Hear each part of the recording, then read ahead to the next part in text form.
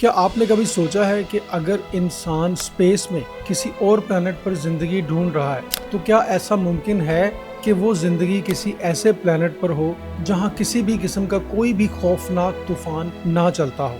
ہماری اس ارتھ کو ہی دیکھ لیں، آج تک ایسے طوفان گزر چکے ہیں جو صرف شہروں کو ہی نہیں، مقام وجود کو بھی مٹا کر راکھ کر چکے ہیں۔ ایسے طوفان جنہوں نے سمندر کے پانی کو ہوا میں اڑا دیا، جنہوں نے دن کے اجالے میں پورے ملک کی روشنی چھین لی۔ اور سب سے حیران کر دینے والی بات یہ ہے کہ ان میں سے ایک طوفان ریسنٹلی ہمارے پاکستان میں بھی آیا ہے، جس نے پاکستان کے کئی شہروں میں تباہی مچائی، بلکہ معمولات زندگی کو بھی متاثر کیا۔ اور پھر جانیں گے کچھ ایسے پلانٹس کے بارے میں بھی جہاں ہر وقت طوفان ہی طوفان چلتے رہتے ہیں، جہاں انسان تو کیا، خود ہوا بھی خوف سے لرزتی ہے۔ تو تیار ہو جائیے، کیونکہ آج ہم بات کرنے جا رہے ہیں دنیا پر آئے ان خوفناک طوفانوں کے بارے میں کہ جو آج تک آپ نے شاید خبروں میں بھی نہ سنے ہوں۔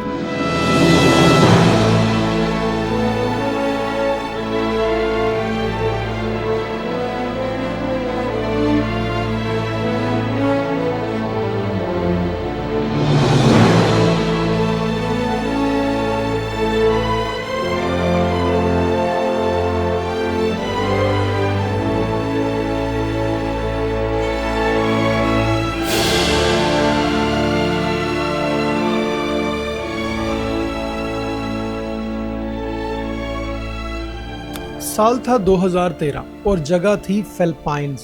ٹائفون ہیان، جسے لوگ یولینڈا کے نام سے بھی یاد کرتے ہیں، اس سال دنیا نے دیکھا ایک ایسا طوفان جو ریکارڈز توڑ گیا۔ 300 کلومیٹر پر آور سے بھی زیادہ کی رفتار سے آیا اور ہر چیز کو اپنے ساتھ بہا کر لے گیا۔ اس طوفان کے نتیجے میں 10,000 سے بھی زائد لوگوں کی جان چلی گئی۔ پورے کے پورے شہر سمندر کا حصہ بن گئے۔ ہیلی کاپٹرز ہوا میں سیدھے کھڑے رہنے کے لائق نہیں رہے۔ یہ صرف ایک طوفان نہیں تھا، یہ تھا ایک ایسا چلتا پھرتا نیوکلیر بلاسٹ جہاں انسانیت بے اثر تھی اور نیچر نے اپنا اصلی روپ دکھایا۔ اس کے بعد ہم بات کریں گے ہیوریکین کیٹرینا۔ 2005 میں آیا ایک ایسا طوفان جو کہ امریکہ کی سب سے امیر اور ترقی یافتہ اسٹیٹ لوئزیانا میں آیا۔ اس سال دنیا نے دیکھا اس طوفان کے قہر کو، ایک ایسا ہیوریکین جس نے صرف بلڈنگز ہی نہیں، انسانی ہمت کو بھی ہلا کر رکھ دیا۔ اس طوفان میں تقریباً 1800 سے زائد لوگوں کی جان چلی گئی اور $125 بلین کا بھی نقصان ہوا۔ نیو اورلینز، ایک شہر جو ہمیشہ جیز اور فیسٹیوٹی کے لیے مشہور تھا، ایک ہی پل میں ایک سائلنٹ گریو یارڈ بن گیا۔ انفراسٹرکچر کولیپس ہو گیا، سیوریج لائن، الیکٹرسٹی اور ایمرجنسی سسٹمز سب فیل ہو گئے۔ لوگ اپنے گھروں کی چھتوں پر گھنٹوں تک ریسکیو کا انتظار کرتے رہے۔ لیکن ذرا سوچئے، ایک ایسی سپر پاور جو چاند تک پہنچ چکی ہے، اس کا ایک شہر پانی میں ڈوب جائے اور دنیا صرف ٹی وی پر تماشا دیکھ رہی ہے۔ یہ صرف ایک طوفان نہیں تھا، یہ تھا نیچر کا انہی پر وار جو خود کو انبیٹیبل سمجھتے تھے۔ 1970 ایک ایسا سال جو ساؤتھ ایشیا کے لیے ایک نہ بھولنے والا زخم بن کے آیا۔ اس طوفان کا نام تھا بھولا سائیکلون۔ 13 نومبر 1970 کو ایسٹ پاکستان، جو آج کا بنگلہ دیش ہے، ایک ایسے طوفان کی لپیٹ میں آیا جو انسانی تاریخ کا سب سے ڈیڈلی سٹارم بنا۔ اس طوفان کی ونڈز 225 کلومیٹر پر آور سے بھی زیادہ تیز تھی۔ مگر اصلی تباہی تو اس وقت ہوئی جب سمندری لہروں نے زمین پر حملہ بول دیا۔ تیڈال ویوز جو 10 میٹر تک بلند تھی، اس نے پورے کے پورے گاؤں سمندر میں دفن کر دیے۔ لیکن یہ صرف ایک نیچرل ڈیزاسٹر نہیں تھا، یہ ایک ہیومن فیلئر کا بھی نتیجہ تھا۔ وارننگ سسٹمز یا تو تھے ہی نہیں، اور جو تھے بھی وہ وقت پر کام نہیں کر سکے۔ لوگوں کو وقت پہ نہ کوئی انفارمیشن ملی، نہ ریسکیو۔ کچھ ایسا ہوا کہ رات کے اندھیرے میں لوگ سوئے ہوئے تھے اور صبح 5 لاکھ سے بھی زائد لوگ زندہ نہیں رہے۔ جی ہاں، بالکل صحیح سنا آپ نے، 5 لاکھ۔ یہ اتنا بڑا لاس تھا کہ اس طوفان نے صرف جانیں ہی نہیں لی، بلکہ طوفان نے اس ایریا کو کمپلیٹلی تباہ کر دیا۔ اس وجہ سے انٹرنیشنل میڈیا اور سائنٹیفک رپورٹس نے اس طوفان کو بھولا سائیکلون کا نام دے کر ڈاکومنٹ کیا۔